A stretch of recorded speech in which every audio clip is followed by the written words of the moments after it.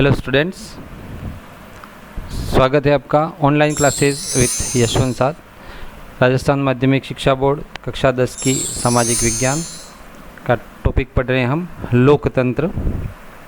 और लोकतंत्र के जितने भी अर्थ हैं, उसके कितने प्रकार हैं, ये सब चीज़ें हम इसमें पढ़ेंगे। सबसे पहले देखते हैं हम लोकतंत्र, उसका अर्थ और विभिन्न रूप। पहले देखते हैं लोकतंत्र का अर्थ क्या होता है। अंग्रेजी शब्द डेमोक्रेसी का हिंदी अनुवाद है लोकतंत्र, जनतंत्र, प्रजातंत्र, गणतंत्र, कई सारे नाम हैं इसको, पर इसको अंग्रेजी में डेमोक्रेसी कहा जाता है और इसको हिंदी में लोकतंत्र या प्रजातंत्र या गणतंत्र, जनतंत्र कहा जाता है। यह ग्रीक भाषा के दो शब्द से मिलकर बना है, डेमोस और क्रेटिया। ठीक है, डेमोस जिस शब्द का अर्थ होता है भीड़, डेमोस का अर्थ होता है भीड़ या जनता, तथा क्रेटिया का अर्थ होता है शक्ति, अर्थात डेमोक्रेसी का मतलब हुआ जनता की शक्ति, यानी लोकतंत्र का अर्थ होता है जनता की शक्ति। जनतंत्र, प्रजातंत्र, गणतंत्र का अर्थ जनता की शक्ति। दोस्तों, लोकतंत्र के विभिन्न रूप अपन पढ़ेंगे। इसमें लोकतंत्र के अपने पाठ में 4 रूप दे रखे हैं। सबसे पहला है राजनीतिक लोकतंत्र। पहले इसे व्यक्तिवादी लोकतंत्र कहा जाता था, पहले मतलब उसके काफ़ी समय से, जब से इसकी शुरुआत हुई तब से। और आजकल इसे उदारवादी लोकतंत्र कहा जाता है। उदारवादी शब्द बार बार आ रहा है अपने, इसके पहले की वीडियो में इसकी व्याख्या की जा चुकी है। इसकी उत्पत्ति पश्चिमी देशों में होने के कारण इसे पश्चिमी लोकतंत्र भी कहा जाता है। ये जो राजनीतिक लोकतंत्र है, इसकी उत्पत्ति पश्चिमी देशों में, पाश्चात्य देशों में हुई थी और इसलिए इसको पश्चिमी लोकतंत्र भी कहते हैं। मार्क्सवादियों ने इन्हें पूंजीवादी लोकतंत्र कहा है। कार्ल मार्क्स को जो मानने वाले हैं या मार्क्सवादी विचारधारा है, वो इसको पूंजीवादी लोकतंत्र कहते हैं। इसके बारे में और डिटेल अपन आगे की वीडियो में देखेंगे, पूंजीवादी और समाजवाद ये सब क्या होता है।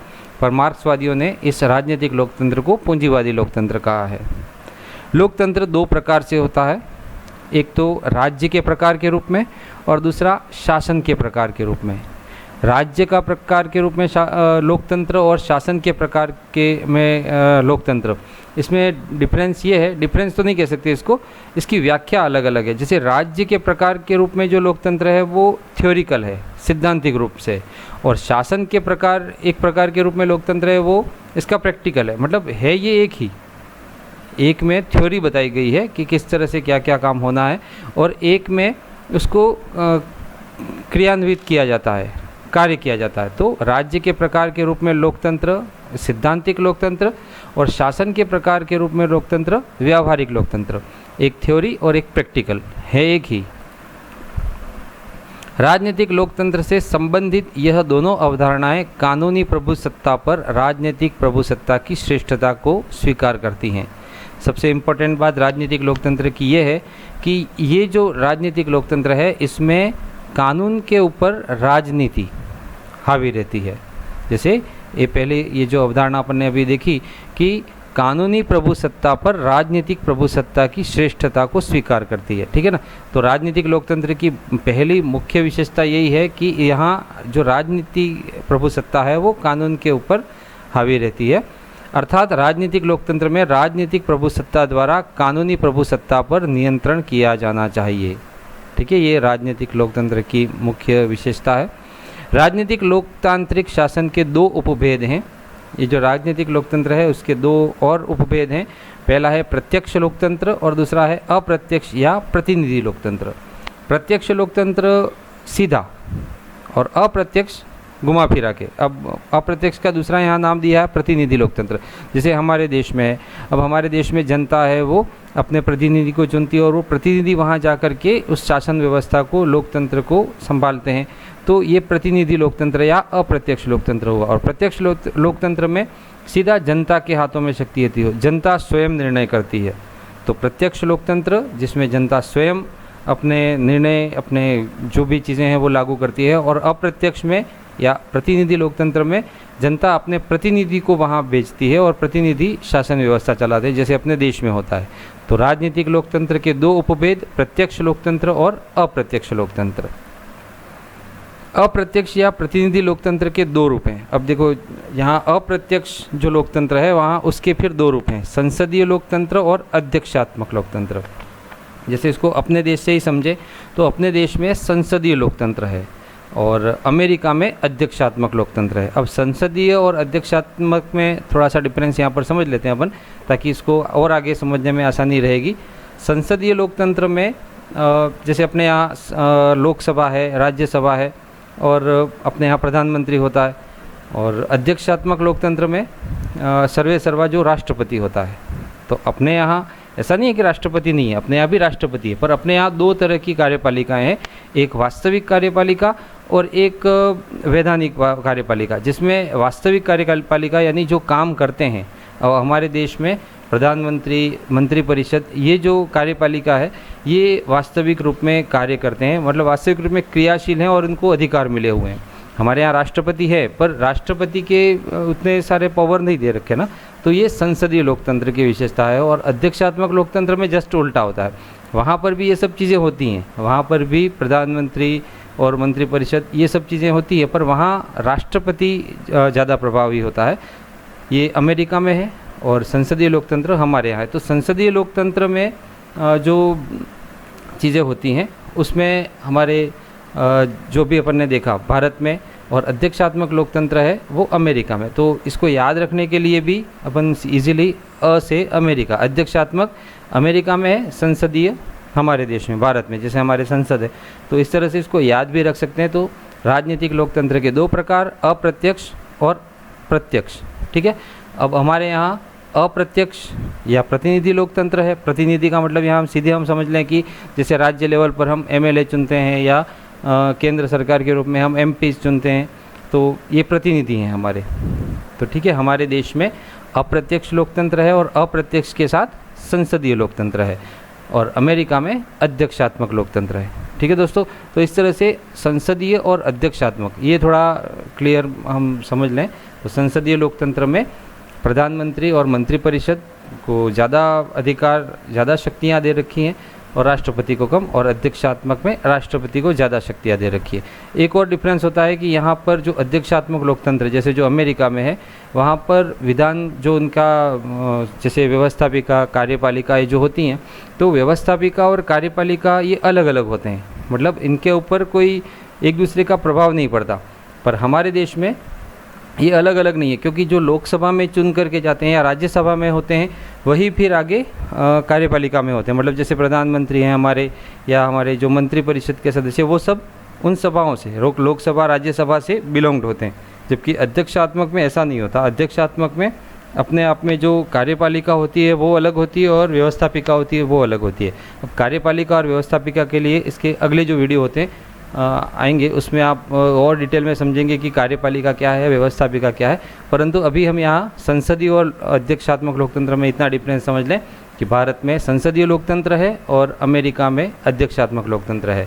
और ये जो संसदीय लोकतंत्र है उसकी शुरुआत हुई थी ब्रिटेन से। ये जो लिया गया है हमारे देश में संसदीय लोकतंत्र, वो ब्रिटेन से लिया गया है। ठीक है दोस्तों, आगे बढ़ते हैं। राजनीतिक लोकतंत्र की मान्यताएं, क्या क्या मान्यताएं हैं देखते हैं। पहला, यह उदारवादी संविधानवाद में विश्वास करता है। जो राजनीतिक लोकतंत्र है वो उदारवादी संविधानवाद में विश्वास करता है। यह प्रभु सत्ता का निवास जनता में मानता है, और रियल में यही है कि जो चुन के जाते हैं वो जनता के द्वारा ही चुन के जाते हैं। तो प्रभु सत्ता का निवास जनता में है, जैसे कहते हैं बार बार जनता जनार्दन।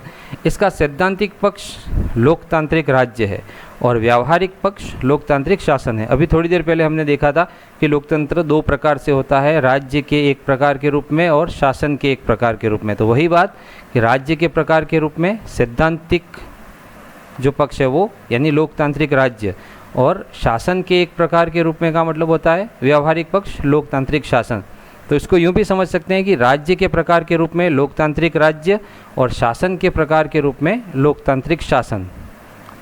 तो ये सैद्धांतिक पक्ष है थ्योरिकल, और ये प्रैक्टिकल। लोकतांत्रिक राज्य है वो सैद्धांतिक पक्ष है और लोकतांत्रिक शासन है उसका व्यावहारिक पक्ष है। जनता शासन को नियुक्त करती है, उस पर नियंत्रण करती है और उसे हटा भी सकती है। राजनीतिक लोकतंत्र में जनता ही जो शासन करने वाले हैं उनको नियुक्त करती है, उस पर नियंत्रण करती है और उसे हटा भी सकती है अप्रत्यक्ष रूप से, जो प्रतिनिधि लोकतंत्र हमने अभी पढ़ा। राजनीतिक लोकतंत्र स्वयं में साध्य नहीं है, बल्कि लोकतांत्रिक साध्यों और मूल्यों की प्राप्ति का साधन है। ठीक है दोस्तों, ये जो राजनीतिक लोकतंत्र है वो स्वयं में साध्य नहीं है। साध्य मतलब ये कोई किसी चीज़ का परिणाम नहीं है, ये एक कार्य है, साध्य और मूल्यों की प्राप्ति का साधन है।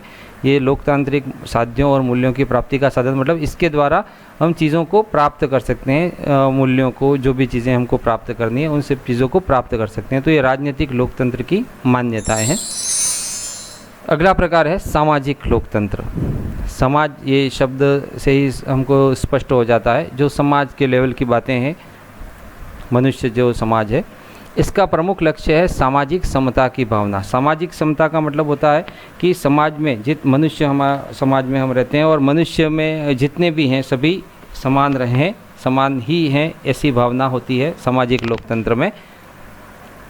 हर्नशा के अनुसार लोकतांत्रिक समाज वह है जिसमें समानता के विचार की प्रबलता हो तथा जिसमें समानता का सिद्धांत प्रचलित हो। ये एक बहुत प्रमुख व्यक्ति हुए हैं हर्नशा। उन्होंने सामाजिक लोकतंत्र की जो परिभाषा दी है उसके अनुसार लोकतांत्रिक समाज वह है जिसमें समानता के विचार की प्रबलता हो तथा जिसमें समानता का सिद्धांत प्रचलित हो, सभी समान हो ऐसा सिद्धांत प्रचलित हो। सामाजिक लोकतंत्र की स्थापना के लिए दो बातें आवश्यक हैं। पहली, धर्म, जाति, नस्ल, भाषा, लिंग, धन आदि के आधार पर विशेष अधिकारों की व्यवस्था का अंत हो, यानी इन सब चीज़ों के आधार पर किसी को कोई विशेषाधिकार नहीं मिले, सभी समान हो। सामाजिक लोकतंत्र की जो मुख्य लक्ष्य भी अपन ने देखा था कि सामाजिक समता की भावना, तो सभी जो अलग अलग प्रकार हैं वो कोई भी हो, सभी एक समान रहें, पहली तो ये। और दूसरी, सभी व्यक्तियों को सामाजिक प्रगति के समान अवसर मिले। जब सब समान होंगे तो सबको प्रगति के समान अवसर मिले, ये सामाजिक लोकतंत्र कहता है। तो ये लोकतंत्र, सामाजिक लोकतंत्र की स्थापना के लिए दो आवश्यक जो बातें हैं वो यही है। अगला है आर्थिक लोकतंत्र। आर्थिक जैसा शब्द से स्पष्ट है, जो रुपये पैसे संबंधी, धन संबंधी जो बात होती है उसको आर्थिक लोकतंत्र में लिया जाता है। इसका विचार मार्क्सवादियों और समाजवादियों ने प्रस्तुत किया। मार्क्सवादी मतलब वही अभी थोड़ी देर पहले अपन ने बात की थी, जो कार्ल मार्क्स के विचारों को मानते हैं, तो समाजवाद की अवधारणा को ज़्यादा मानते हैं। उन्होंने आर्थिक लोकतंत्र का विचार दिया था और आर्थिक लोकतंत्र में यही होता है कि सबके जो संपत्तियों का जो डिवाइडेशन है वो समान रूप से हो। ये आर्थिक लोकतंत्र की बात होती है। यह अर्थव्यवस्था के एक प्रकार के रूप में भी लोकतंत्र है। अर्थव्यवस्था वही हमारी जो संपत्ति है, धन दौलत है, रुपया पैसा है, उन सब में के बारे में ये लोकतंत्र बताता है। अगला है नैतिक लोकतंत्र। जहाँ नैतिकता की बात आती है उसके लोग नैतिक लोकतंत्र कहते हैं। लोकतंत्र को एक नैतिक और आध्यात्मिक जीवन दर्शन के रूप में स्वीकार किया जाना नैतिक लोकतंत्र कहलाता है। नैतिक और आध्यात्मिक जीवन दर्शन, जैसे जो नीतियाँ हैं, जो अध्यात्म है, उसके संबंध में जो लोकतंत्र का किया जाता है या लोकतंत्र माना जाता है उसको नैतिक लोकतंत्र कहते हैं। इसमें मानव मूल्यों को ही समाज और शासन का मूल आधार माना जाता है। मानव मूल्य जो हैं, हमारे जितने भी लोगों को जीवित रहने के लिए, जो लोगों की समानता के लिए, लोगों को समान रूप से आगे बढ़ने के लिए जो भी मानव मूल्य हैं हमारे, वो समाज और शासन का मूल आधार उनको माना जाता है। तो उसको नैतिक लोकतंत्र की श्रेणी में रखा है। इसकी सर्वोत्तम अभिव्यक्ति 1789 की फ्रांस की उदार लोकतंत्रवादी क्रांति में हुई थी और उसमें ये कहा गया था, स्वतंत्रता, समानता और भाईचारा। स्वतंत्रता, समानता और भाईचारा की जो बात आई थी वो 1789 की फ्रांस की क्रांति के रूप में आई थी और ये एक उससे मेल खाता है नैतिक लोकतंत्र, जहाँ सबको स्वतंत्रता मिले, सबको समानता मिले और सबको भाईचारे के साथ सब एक साथ होकर के आगे बढ़ें और नैतिक और आध्यात्मिक जीवन दर्शन के रूप में उसको स्वीकारें। ये नैतिक लोकतंत्र है। दोस्तों, आपने जो अभी लोकतंत्र के बारे में पढ़ा, लोकतंत्र के अर्थ अपन ने पढ़े और लोकतंत्र के जो प्रकार थे उसमें पढ़े। इसके बारे में आप प्लीज़ कमेंट कीजिएगा, लाइक कीजिएगा, शेयर कीजिएगा और सब्सक्राइब कीजिएगा। अगले वीडियो में हम और अधिक जानकारी के साथ प्रस्तुत होंगे। धन्यवाद।